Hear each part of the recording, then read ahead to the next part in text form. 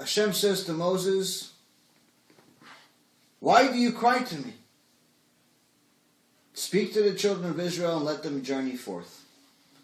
Ma titzak elai, daber el bnei Yisrael v'yisau.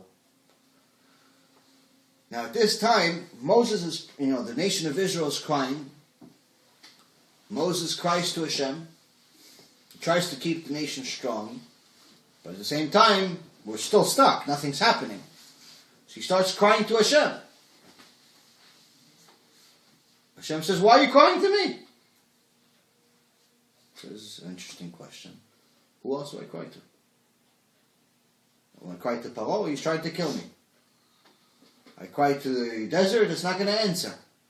The ocean, it's also not going to answer. Who else do I cry to? The nation of Israel, they're crying to me. I can't cry to them.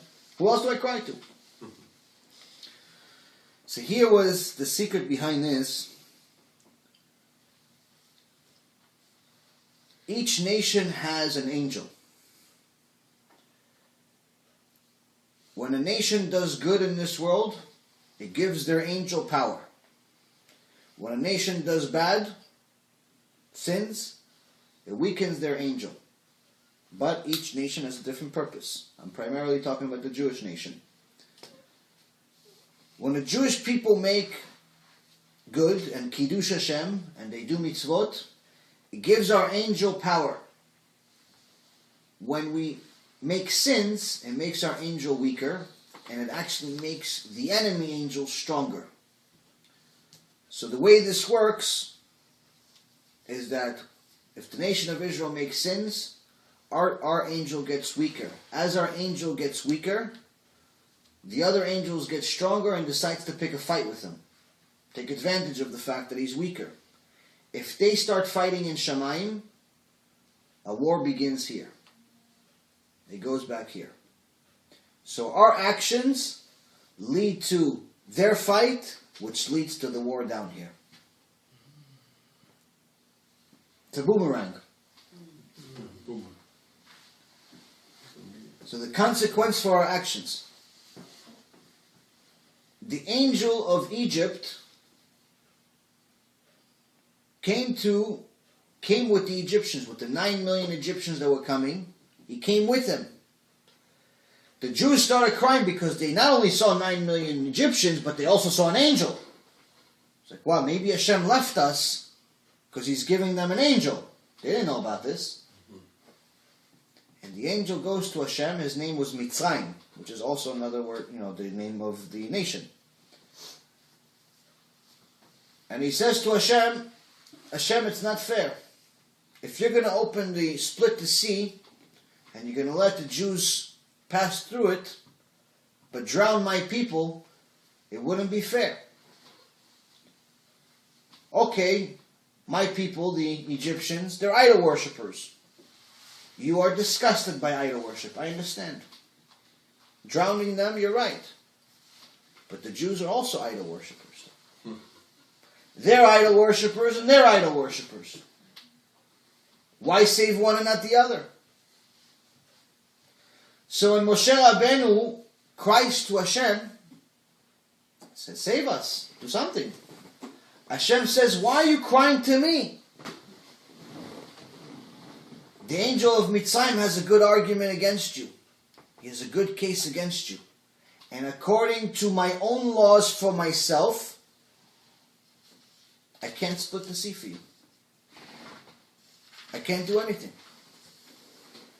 I made laws, not only for mankind with the Torah, I made laws for myself. I have to give myself limits. Right now, the angel of Mitzrayim has a case against you. I can't split the sea for you.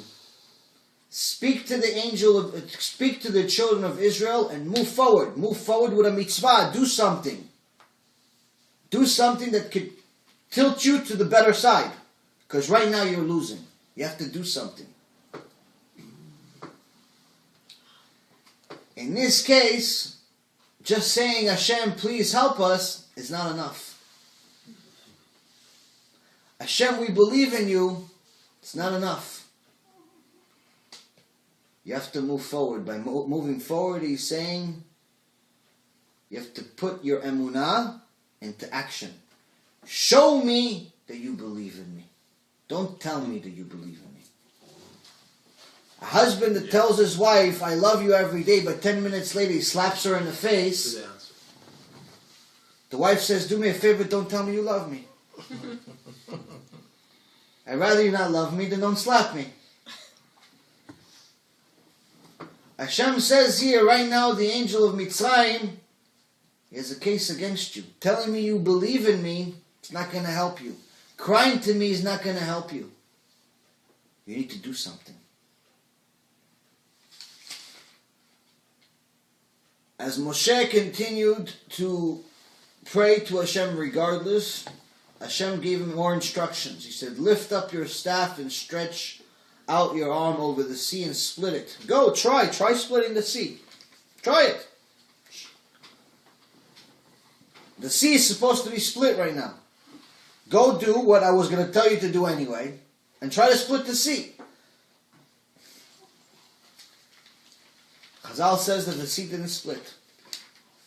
First time Moshe did it, it didn't happen. Didn't split. This angel of the sea came and also said, listen, it's not fair. Why should I split for idol worshippers?